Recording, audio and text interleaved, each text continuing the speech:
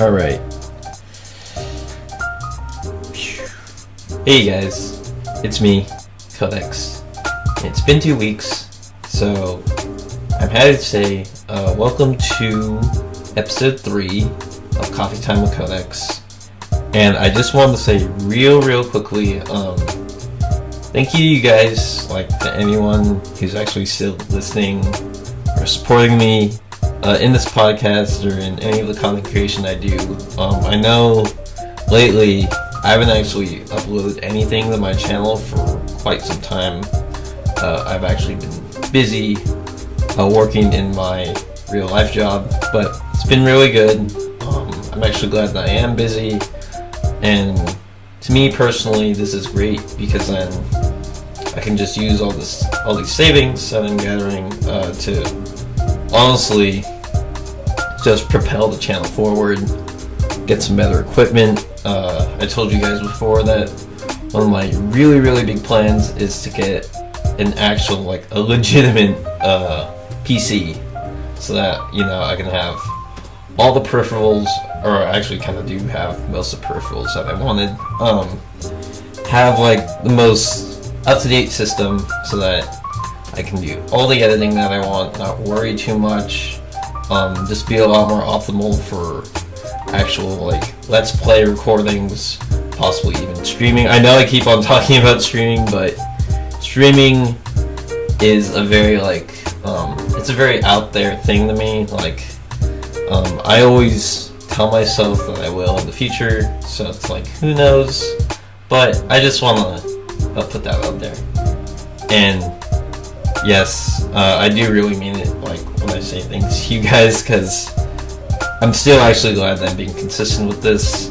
I don't know how many people really listen, but I still think it's great that I'm actually still putting my voice out there, even though it varies on how many people will be listening and that. But hey, it's just expression.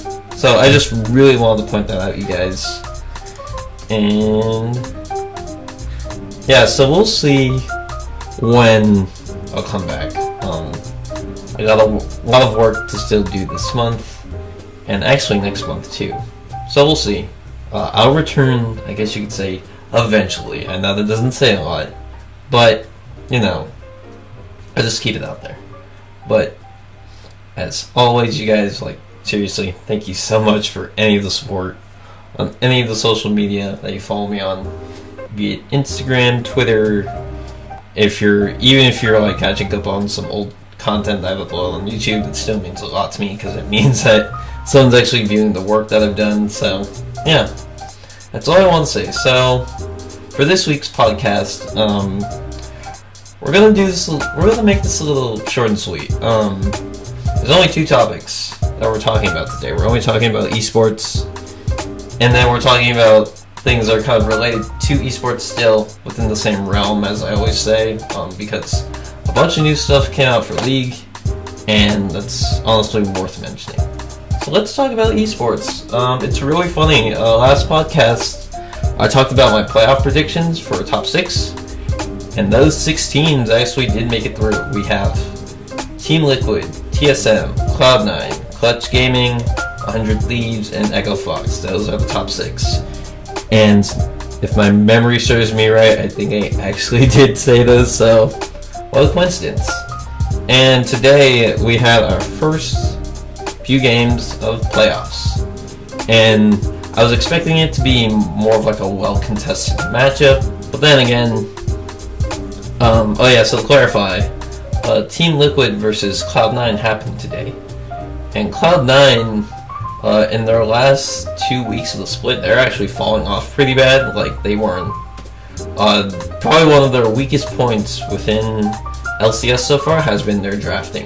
And for those who don't know, drafting is actually super duper vital to how you win LCS matches. It's really important for orgs to get really masterful at drafting or picking and banning, because if they selectively route out a certain player, it can make matches much easier, or you can give certain players winning or losing matchups. Maybe they're equal.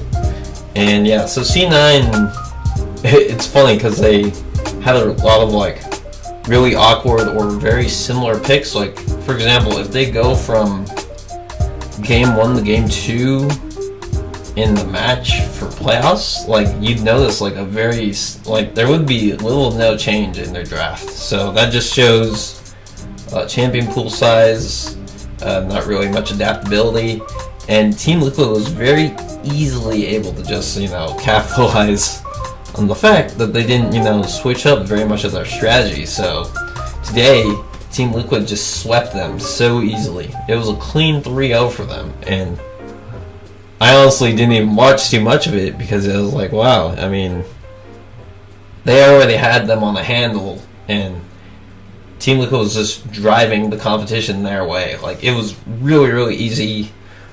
Team Liquid strats for most of the time is either play around the top lane where Impact is, give him a carry-oriented champion, and they can just drive the game that way. Like, if you push their top lane, they can start split pushing in the other lanes too, and that just gives so much pressure around the map. Or if they play around bottom lane and they focus around double lift, then they feed all the resources to him. Hopefully, he can just straight up carry the game. So those are the two most common strategies I've noticed so far for Liquid. A better way to clarify this, if you probably look at the VODs that are up right now, the analyst desk, which I'm really liking nowadays, shout out to Dash, Jet, and Mark Z. They've put a lot more work into the analyst desk, and nowadays, before going into matches or going into the next match, they have these things called the win conditions, and then it explains what the analysts believe the teams play around before the match starts. Like, if you do this, more than likely you'll win. So, like, as I mentioned a couple minutes ago, with Liquid, it was like, you play around your top lane, or you give really good jungle synergy to the bottom lane, and then they can just shove the advantage like really forward, and then just feed resources to your ADC, and then you'll win. Protect the ADC, things like that. So those were basically the win conditions for them. The win conditions for C9 though, I vaguely remember. I think, let's see, it was like give the top lane a carry oriented champion, because they gave Licorice like Gangplank before in a lot of their other games, which I thought was kind of interesting. It was like they didn't give him, or actually it might have been banned now that I think about it, because depending on what side you are in the pick and ban, you can get priority. So if you're on, I think it's on, is it the blue or the red side? I think it's the blue side where you get first pick priority, and depending on how they want to shift their strategy, it's like, okay, I want you to first pick this top laner, and then maybe we'll do like our jungler second, and then the other team has to think of a way to counterplay it. Maybe they'll counterpick exactly to the picks that they showed, or they'll kind of turn the coin a bit, maybe go, oh, okay, if they're gonna pick their top laner first, then, oh wait, actually I didn't explain too much of it. So it's like, it goes like this. In the pick and ban phase, you first both sides ban 3 champions, and the first side picks 1, then the other side picks 2, then the other side picks 2, then the other side picks 1. So that's 3 for both sides. And then the next phase, both sides ban 2 champions. There's a 10 champion ban list for every game. Even for us, like, people that actually play League, in ranked, you actually go through, well, not the exact phase, but everyone just bans something. So it's a total of 10 bans. And then the next phase, they both ban 2.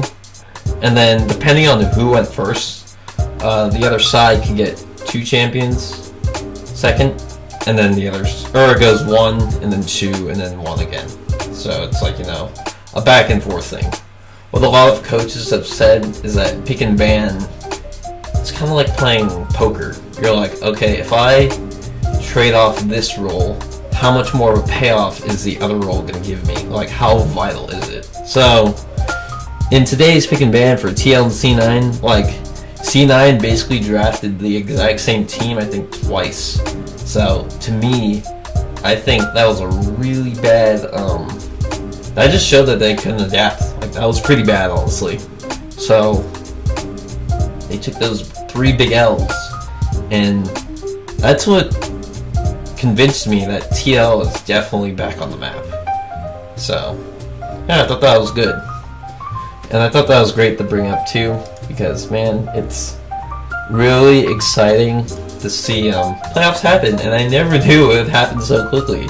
Because if you really think about it, the normal season for LCS is about 9 weeks in total, and just like that, like boom, we're already here. So tomorrow, I was considering doing the podcast on Sunday because I could talk about like the TSM Clutch Gaming stuff, but it's actually kind of fun to just like put the thought out there and just think about it for a little bit. So TSM and Clutch Gaming so far, the split, have been really back and forth. So TSM's matchup potential against Clutch Gaming was actually very, very bad at the start. Clutch Gaming beat TSM 2 out of 3 times in all their matchups. So Clutch Gaming beat them twice in the beginning of the first half of the split. Then TSM finally found the way. Like, they just gelled. They played more together. They gelled better with each other, and then finally they were actually able to beat them. So this is, to me, I feel like this will actually be a really big, this is definitely going to be the proving grounds for TSM. Like, if they can't beat Clutch, then obviously they haven't learned anything. So it's going to be exciting. I mean, seeing the breakout player of TSM definitely being Mike Young, he used to be really, really, bad in the very beginning of the split. He had, no jungle proximity, barely making any plays, had no impact in the game, couldn't do anything in, team fights and stuff. But now, during the very end of the split, during, the last 3 weeks, he had so much pressure across the map, and he was making plays with, the bottom lane, or he'd go around with the support and stuff and roam all over the place. So they're starting to grow, and it's good, and it's cool. So I'm just really excited to see how they're actually going to stack up. I mean, who's actually, let me look real quick at the scores eSports app, because I actually, right off the top of my head, forgot who Clutch Gaming's jungler is. Let's see. Oh wait, it's right here. Alright, it's Lyra. Yeah, Lyra and Mike Young, knowing their player history, they're actually both very aggressive junglers. So, as Bjergsen mentioned in an interview before, in a post-game interview, he's like, this is the Mike Young meta. Because since the removal of Tracker's Knife in 8.4, I believe, which definitely means there's less vision on the map, it gives junglers tons of play potential, especially for routes, because you don't know exactly the location of the jungler. You won't necessarily know what camps they're on unless you actually use your trinkets to ward out certain spots. But then it's very unpredictable, so you can give your junglers very carry oriented assassins and stuff. Not really tanks, but assassins are really spicy in this meta. It's if you actually think it's good for the team comp that you're drafting with, it can have really large impacts in the game. So it's really cool. Yeah, so long story short, I'm actually just really excited about tomorrow. We'll see what can happen. Let's see, do I have a prediction? TSM Clutch Gaming, I think TSM will take it, maybe 3-1, I'm guessing. Yeah, I guess you guys can quote me on that. 3-1, TSM. There we go. So, yeah, I hope you guys, for anybody who's watching any of the LCS stuff, I really hope you're enjoying it. Oh, whoops. And I realized that I didn't put the my topic slides up. See, that's what happens to me when I don't do this for a while. But yeah. Also, we're still actually on the topic of esports.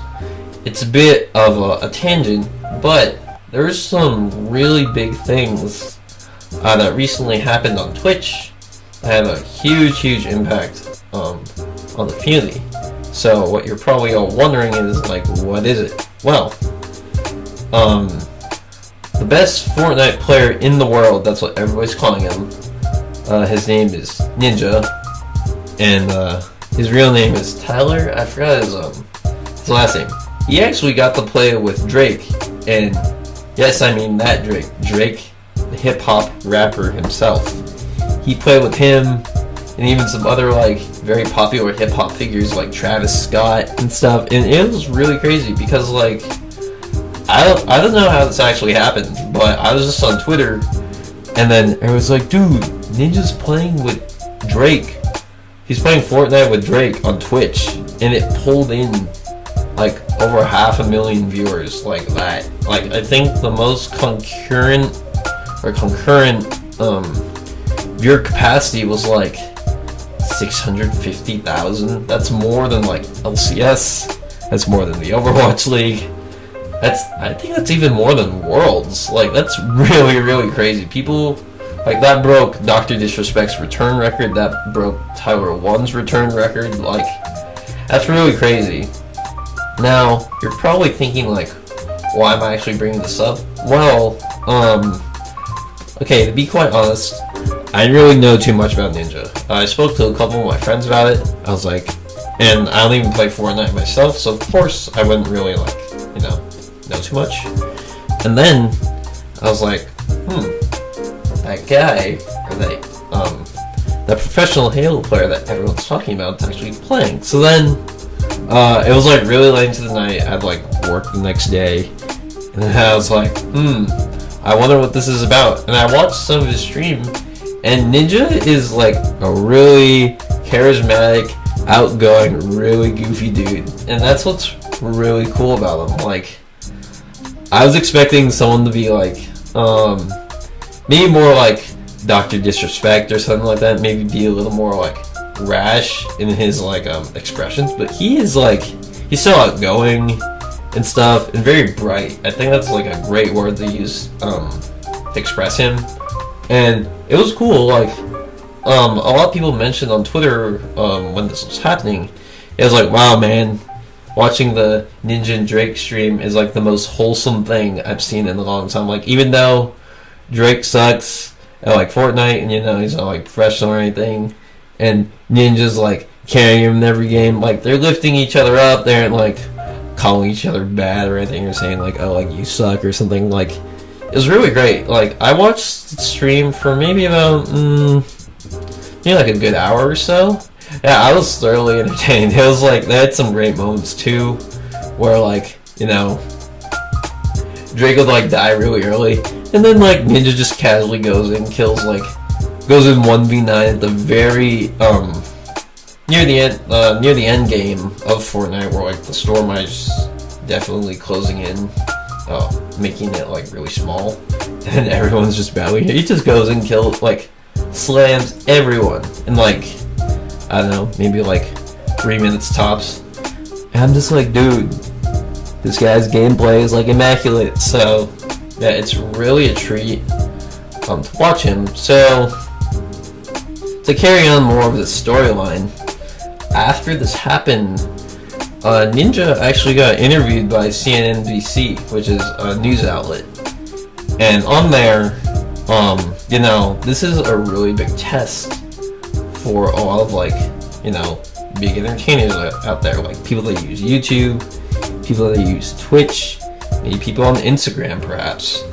And to anyone that uses any of these platforms, the question that always, runs in the back of our mind is, I really do hope this guy isn't like cocky or aggressive, or like, doesn't like bring up memes in the middle of an interview. And it was great because he was so mature, really professional. He had a really great positive outlook. And he even encouraged, like, in the actual interview, which I could probably put in the video form of this, Ninja says like, oh yeah, when I was like, you know, wanting to stream or create videos for YouTube, I still stayed in school and I still like, you know, had a job and stuff. Like, it wasn't everything to me. So it was great because he was still encouraging, like, you know, like really essential things in people's lives, like saying like, don't quit school, don't quit college, or stay with your job, but you can still do this. Like, you can still do the things you love. Just make sure to still, like, you know, keep up with the other things. And I was like, man, that's so great. Like, I'm so glad that he was so humble too. Like, he was probably one of the greatest representations of this. Is that he talked about the times when he would play on Twitch, and all the donations that he got on Twitch, he would donate to charity. Like, he donated stuff to like suicide prevention. He would do things like talk about animals that want to be adopted, and then just, you know, advertise for them too. And I was like, man, this is one wholesome dude. So it was really great. Like, it was a really pivotal moment for the Twitch community, gamers, content creators, people that use any form of social media. Like, it was huge and it was great. I was just like really happy that this just didn't go in like the wrong direction. So like, Ninja, if you ever hear this, like, big props to you, man. It's really inspirational. So you have such a great impact on the world playing games, and it means a lot to all of us gamers out there. So good on you, man. And you're really entertaining too. So I just thought that'd be really great to point out. I've never like played Fortnite. I actually downloaded it, but I haven't had the guts to play it yet. Who knows what I'll play? Maybe we'll see a video sooner or later. Hint, hint. So let's see. Time to carry on to the very last subject of this. See, it's only like, oh wait, whoops. I always forget this. Let me click a slideshow and move the icon. Okay, there. So, as always, esports and gaming are literally linked to each other, like they're within each other. And I'm gonna backpedal a bit, back to League. There were a couple cool things I wanted to mention. First thing, a brand new Ultimate skin just came out for League. And for those who don't know, Ultimate skins are the very, very expensive but super outrageously detailed skins that come out. I think they have like maybe one or two, maybe three, or maybe two. Actually, I don't know for sure. It's like 2 a year, and it's obviously meant for one champion, but they put so much work into these. Like, it's so cool. The statement is that it's supposed to be extremely transformative to the champion. So a prime example of this is like Elementalist Lux. You think it's like, oh, it's just like one skin, but she actually has 10 forms on there, and you can mix and match the forms. Her voice tone will change, all the VFX changes, tons of different sound effects. She has different lines and stuff. It's really, really cool. So, on the topic of this, very recently, Gun Goddess Misfortune just had her debut. She came out yesterday, I believe, and I just tried her out just in the custom. But man, like, a lot of people were saying it was kind of underwhelming because it seemed like a Chroma just remastered in certain ways, but I have to disagree, actually. All the sound effects are really great, and a lot of people were arguing that it's not Misfortune's original voice actor, but you have to consider something. Voice actors can change their accents quite a bit, so I was like, man, it sounds exactly like her still. Like, I'm pretty sure it's still her. I just wanted to say that they did a really good job on it. One of my favorite aspects of the skin is like the I forgot the name of the shoot. The name of the it's like the mech skin thing on her. I forgot what it's called. Dang it. Anyway, yeah, it has like an AI on it, and then she talks to it. It's so funny. Like, their relationship, it's so funny. And she's still good old Misfortune. so she loves collecting her bounty and acting extra seductive as well. So it's really great. The thing that's interesting too is that in like the League skin team actually had an announcement video this year, and they were talking about all their plans. And then since God's Misfortune came out, they talked about that for a bit. They're talking about an upcoming summer event. They're talking about all the champions that haven't gotten skins yet. So in that video for Gun Goddess Misfortune, they said that they lowered the price down because it isn't exactly super duper, like, you know, like overwhelmingly transformative. I mean, it is, but not like to the point of like Pulsefire, Ezreal, Elementalist Lux, Spirit Guard, Udyr. Not like them, but I still think the quality is pretty superb. Like, I was still pretty blown away by it. I'd love to know your guys' thoughts on it. I still think it was great, and it was about the price of $20. Most Ultimate skins are about $30, so I was like, man, for that price, I'll definitely take it. So it's great. I just thought I'd mention that. And still on the topic of League, man, it's so cool. After so long, much like most multiplayer games, there's usually the actual public server and a testing server. And in more recent news, I actually got into the public beta environment, which is called the PBE, which means you can test all the stuff before it goes public. So I'm really glad to announce that I actually got on it. So hopefully someday during this year, I can actually show videos from the PBE, like directly from it, so I can give you guys my early impressions on things. And I was just like, wow, it's like a whole new world for me. This is like really awesome. So I hope you guys are really looking forward to that. And on the topic of PBE, in League is famous, like it's almost a meme at this point, or it's been a meme for a really long time, for champions to get reworks. And super duper recently, Irelia just got her whole, she just got her whole rework. They just remastered everything about her. She looks super different. It's a different voice for her voiceover. The visuals look superb for her, and of course they updated all of her splash art. And sadly, there's no kit reveal yet, so I don't know too much about it. But man, whenever they rework champions, it seems like it almost seems like they aren't the same anymore. Oh, I mean they aren't obviously, but it's just mind blowing.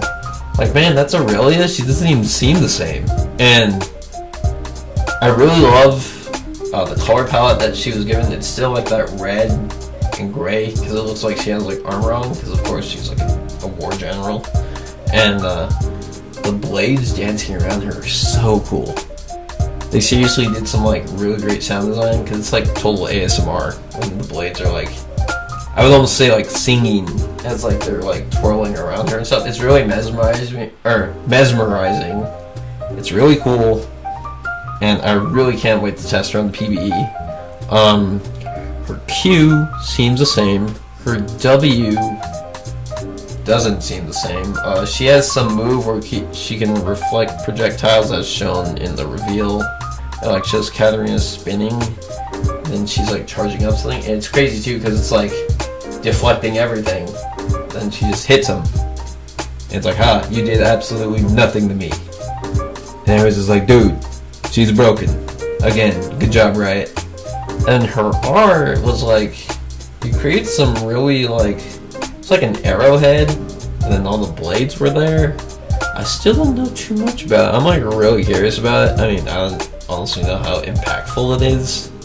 So yeah, I just wanted to say it looks really, really fun.